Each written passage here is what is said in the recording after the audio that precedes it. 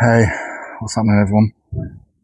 I said I was going to make a video of me repotting these crabapple saplings, so here it is. It's been a scorcher today, 28 degrees, so you can probably hear all of the neighbours have got the kids in the garden. The planes are flying overhead of people escaping on holiday. I'm only going to do 5. So I'll bring the camera in a second, but I've got 10 of these. I bought them as little sort of 1.5 to 2-inch seedlings, really. Put 5 in a pot and let them be. And I've done different things. So this one I've just left on its own. This one I've actually chopped, and I think this one was chopped as well. And then a couple of the others have been shaped. So what I'm going to do is empty this out first of all, have a look at all 5. Then I've got some very simple and cheap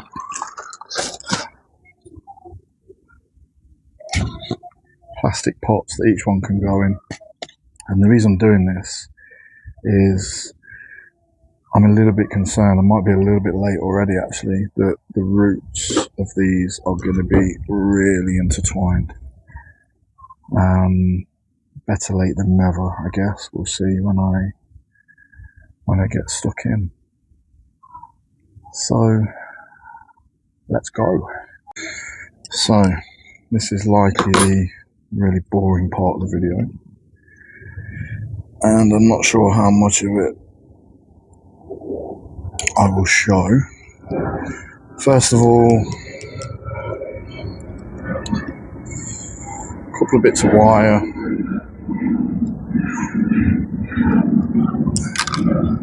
I need to remove that had been used to anchor and position parts of the trees when it was required. I did this a while ago, so I don't really know what to expect. And then you can see here, I've used a spare bit of wire to add something into there. I'm going to actually clip that off for fear of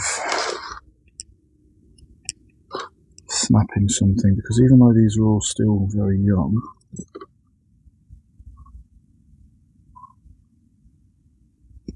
they're actually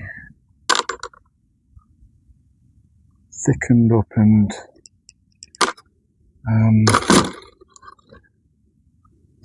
gained quite a bit of rigidity. I mean, if I show you that one there, this one has been absolutely contorted, so that'll be interesting when I pull it out. Let me just move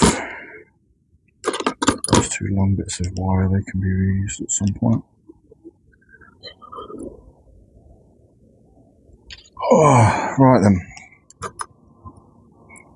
Let's get stuck in. So as I do this, I'll just have a little chat about the last few weeks or so. Yeah, so what happened was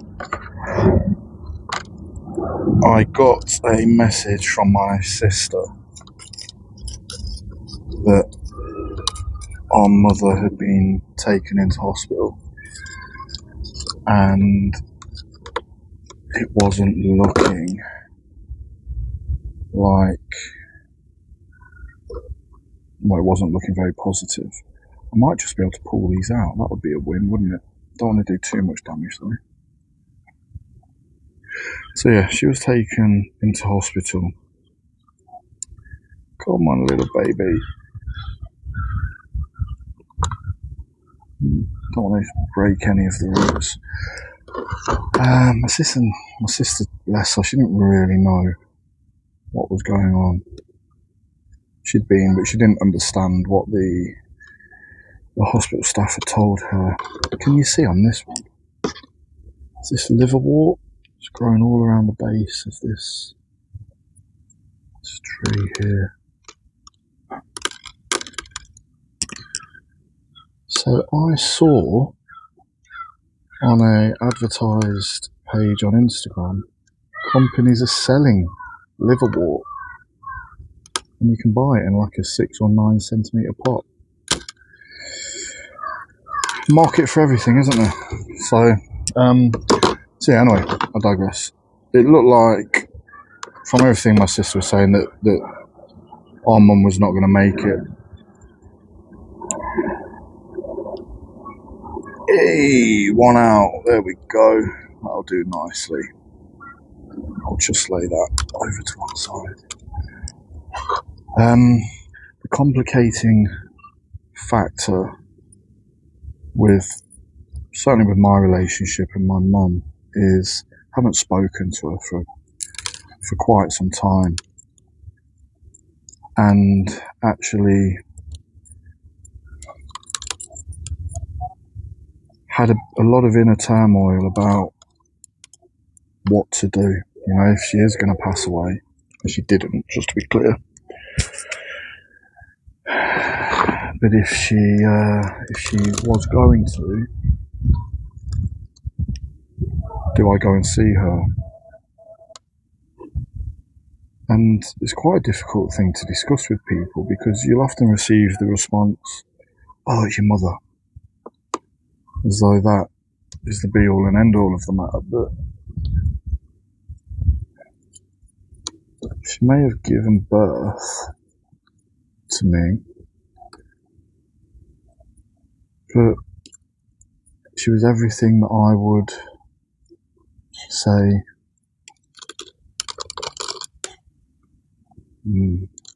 she's everything, looking back on my childhood, that you would not want in a mother.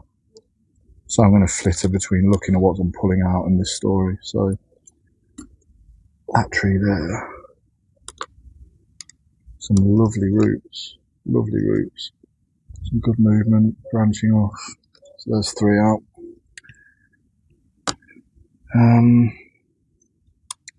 Yeah, for example, and I don't mind sharing.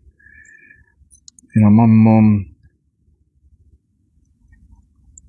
never showed any love or affection to me as a child. My sister's about 7 years older than me, so interestingly, I was having a conversation with her to understand if she'd had any love or affection when we were growing up, or when she was sort of younger. And she hadn't. And when I say no love or affection, I mean, my mum has never, ever said that she loves me. And she's actually quite a toxic human being. And, you know, looking back, it probably took me until my mid-20s. This one's got an interesting sort of... Is it a sucker? It could be part of the tree, I guess. Very narrow, though. Right, this is the most interesting of the 5. I love using the word interesting when it comes to bonsai, because it just makes me reminds me of Tony. God bless him. So yeah, there was never any love and affection, no care, no support, no guidance. And if it hadn't been for my dad, and my mum and dad separated when I was about 2 or 3, if it hadn't been for him investing his time and energy in me as a child, I would have been, not that I'm saying I'm smart now, but, you know, I owe a lot of my, what intellect I do have to him. But she, my gosh, I might have to show you on a separate close-up on this one. So the trunk comes up and around, up, over and under, and then comes between these 2 branches. I might move it to the outside of those or leave it in between. and then up again. That is a hell of a messed up tree.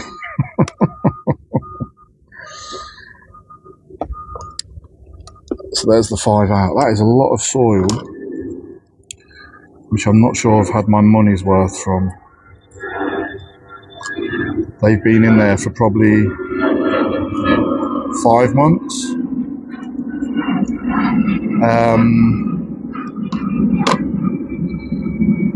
The problem is, there you go, it's got this liverwort embedded within it, and the last thing I want to do is see this liverwort continue its bloody life cycle in my trees. So I think this is all going to get binned. Yeah, when I was in my mid-20s slash, yeah, mid to late 20s, I guess, it dawned on me that not only was there a lack of love, care and affection, but there's definitely elements of neglect. And I mean, I haven't weighed myself for a while, but my weight fluctuates about 18.5, 19 stone. I left home at 16 to join the military and almost got turned away for being underweight and malnourished. And look, I look back now, as my self-awareness grew, as I sort of matured emotionally, I look back and all I will say is this: there were times when we had no food in the house, and you know, in the 80s and 90s we didn't have, or wasn't aware that food banks were a thing. I don't believe they were. So there's very little food, and yet she always found money for tobacco. And I tried to discuss this with her as an adult, and she had an interesting response, and it's one I sort of understand. It's quite sad in a way. That she told me that smoking was the only form of enjoyment that she had in life.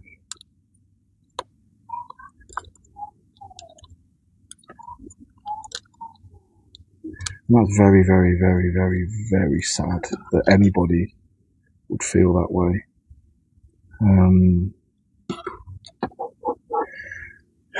Does it excuse her?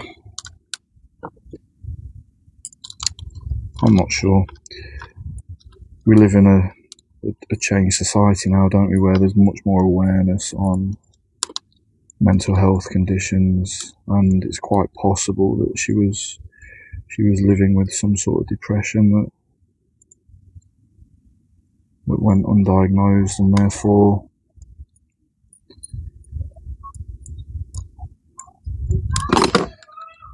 have a degree of sympathy for her. But you know, let's be absolutely frank. Interestingly, this one's come out with hardly any roots. Let's be absolutely frank. I found it nigh on impossible as an adult to have any sort of relationship, romantic relationship.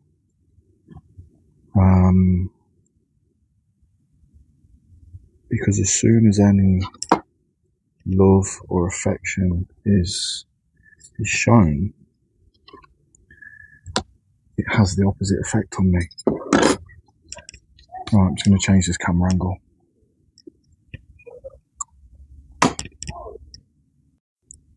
Right, let's have a quick close-up of the trees. There's the one that's a bit of a... well, it's a bit chaotic, isn't it? But I'm just going to pop that, leave it as it is. The second one, let me zoom out marginally.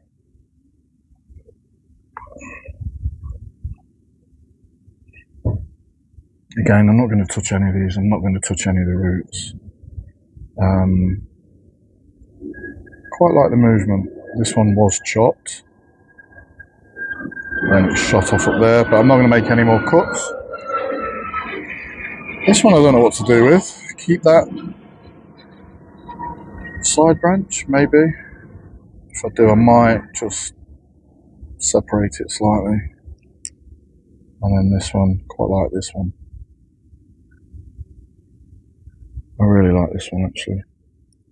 Oh, is anyone else? Sorry, I've got a spider over me. Is anyone else struggling with spiders at the moment? So they're the 5. And I have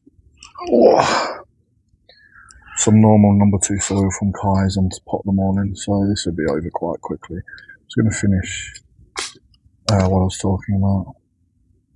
So yeah, the knock-on effect of my childhood has been a real struggle to get emotionally close. I was thinking the other day actually, in my life, I think probably 3 people have used the words,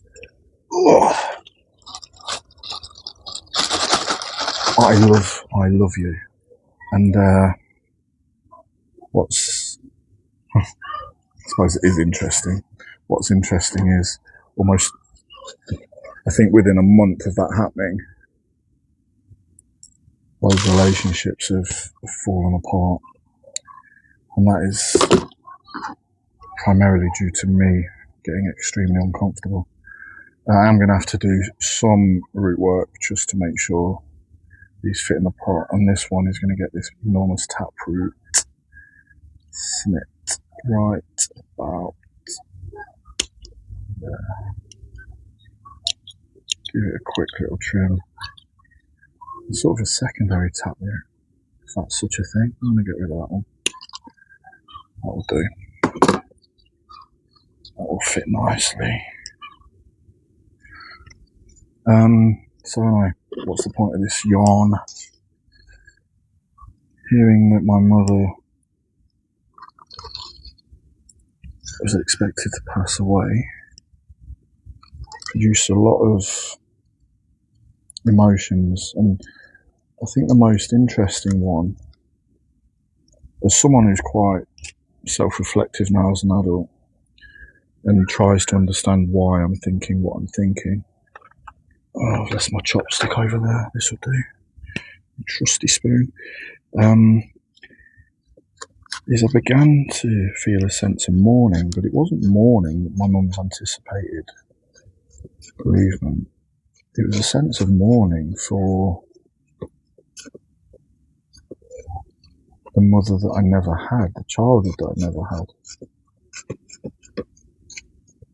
which is a bizarre thing to experience and then try and understand.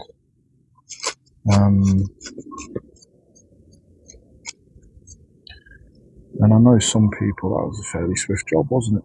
I know some people might say, well, have you tried speaking to your mother about it? And she just is not that sort of person. Okay, this one's got some pretty funky roots. I might just do a little bit of, I'm not going to be able to take them off, am I? There too, there's not enough. I've got some that wrap around a little bit, but it's going to have to do its thing. And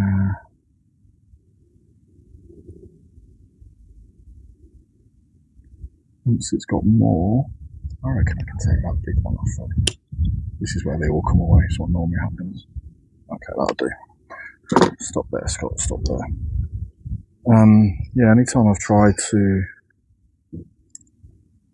have conversations, like anything remotely serious as an adult, she will just go on the defensive, and when she goes on the defensive, she goes on the absolute attack. She's very, very toxic human being. So there we have it. Obviously none of you know that, so still thank you for those of you who dropped a message.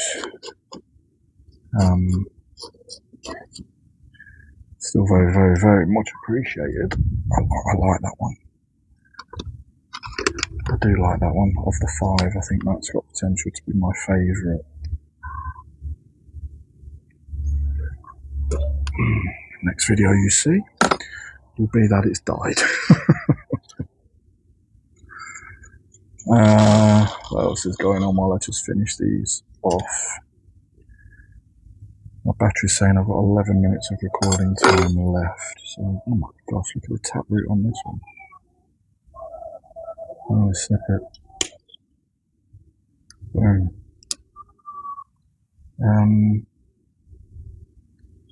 Oh, almost nearly died on my motorbike. I don't think I updated anyone on that.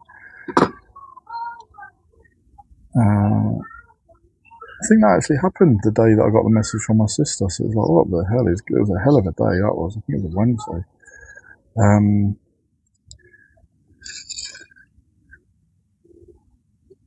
Partly not my fault, partly my fault. I was on the motorway doing 70 behind quite a large... What are the large transit vans? Like the long wheelbase transit vans. So I was a fair enough distance away from the back of the van, but what I wasn't was either to the left hand side. I was in the fast lane. Fast lane, is it called the fast lane? Don't think so. In the right hand lane. And I didn't position myself to the right hand or left hand side of the lane. And if you see bikers do that, so they've got an eye on the road ahead. I was central, so I couldn't see anything ahead at all. My line of sight was totally blocked. And the problem on that stretch of motorway, the M6, and it was in the morning, it was about 7:30, you will get arseholes jump into lanes when they've got no right to. Okay, this one needs a bit of a trim. I'm just going to take off that way it bends, because it bends straight down. Same as that point there. Yeah, you'll get arseholes who will jump into lanes without any consideration as to what's behind them or to the side of them. You know, because getting to work in the morning is a matter of life and death, isn't it? Anyway, something happened in the lane that I was in ahead, and that van in front of me just slammed on his brakes, and I mean slammed, skidding. And no, I don't profess to be an advanced motorbike rider. I've ridden bikes my entire life. In fact, my dad got me my first motorbike when I was 3 years old. So these routes all seem to be heading one way, but I might actually incorporate that into the future design of the tree. I'm not sure, so I'll leave it at that. Yeah, I got my first motorbike at 3 years old. Anyway, this van has whacked its brakes on. And it's, yeah, I don't think I'm an advanced rider at all. And I tell you what, so for those of you who don't ride bikes, it's very similar to a car. You see the brake lights in front of you come on, and I guess you do an initial application of your own brakes, don't you? And that's to commence braking, but also you don't know how hard yet to brake, so you don't want to have the person behind you rear end. So I've done that, and within probably half a second, the realization has hit me that van has slammed their brakes on, and in that half a second, he's dropped down to I don't know what, and I've dropped down from 70 to about 65, thinking it was just gentle braking, and the realization hit me: I'm not going to clear that van. So this is the corkscrewy like tree. So yeah, the realization hit me that I wasn't going to make it. And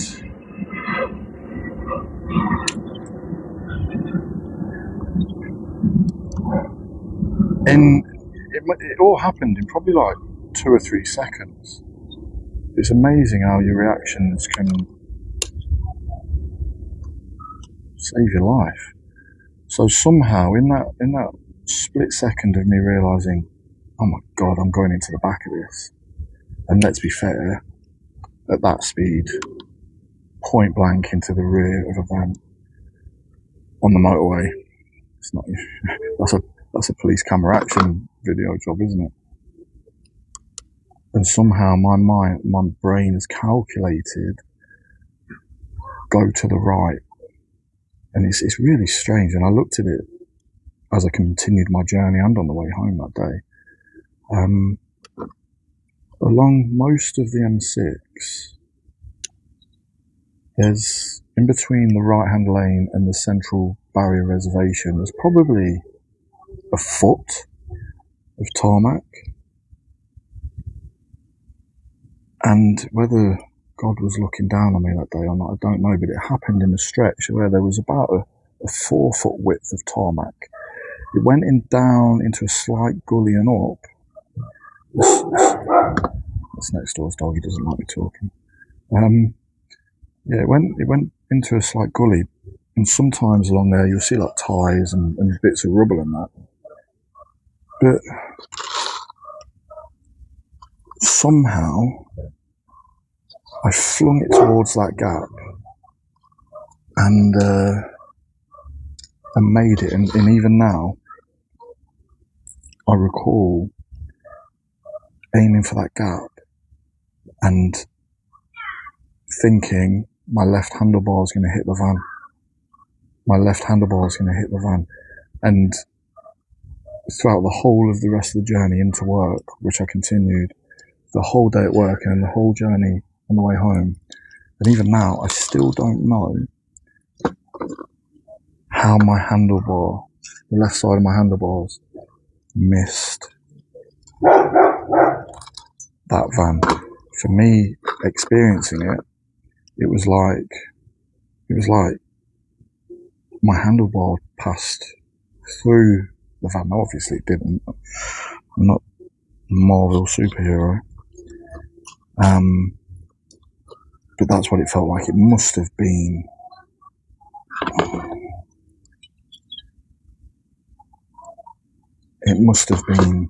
millimeters. And then I hit that central reservation, and what was before me was an absolute carnage, standstill. Whatever had happened, all the cars had slammed their brakes on, and it was just mayhem.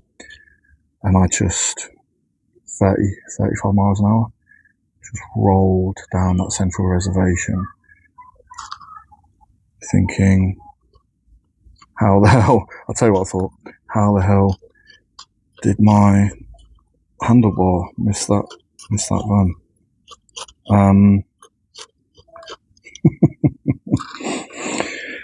Then the bloody bike overheated and the radiator blew up. And that happened 1 week after the warranty expired. What are the odds? So, that's actually a timely video. So yeah, I'm going to be getting a car very, very shortly, which I'm looking forward to, because then I'll be able to go back to the nurseries and get more stuff. The battery recording time. So that's the 5 repotted. I'm going to get them on the bench, get them watered in, leave them be for some time. Just a quick one before, two things. Number one, for those of you in one of my other videos mentioned the ice cream van, I was walking the dog the other day and walked into the ice cream van, so I've got a little video I'm going to put in after this clip, so keep your eyes peeled. The other thing, I came out here the other morning, for weeks, right? Weeks, I've been thinking, I bought an hibiscus, where the hell is it? I came out here the other morning and one of the trees had fallen on its side, so I picked it up and looked underneath the bench, just as I do. And there was my hibiscus. This is 2 or 3 days ago. Not only had it been under the bench, out of any sunlight, not getting any water through some pretty warm weather, but it started to flower as well. Now you can see a lot of these flowers are actually dry and crispy where it wasn't getting any care. But there's a lot left to open, and it's got a nice little trunk line. So anyway, Pleasure as always. Thank you for watching, and I'll catch you all soon. What is it? Some good steak. Happy birthday to you. Happy birthday to you. Happy birthday, dear Hunter. Happy birthday to you. Are you ready then? Sit. Sit. Oh, you good boy. What is this? Hey? Get back. Get back a bit. Back a bit. Yeah, yeah. There. Oh, wander off then. Yeah.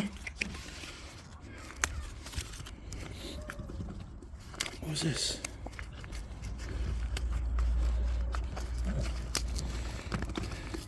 You've got 4 Wagyu sizzle steaks for your birthday, mate. Happy 5th birthday.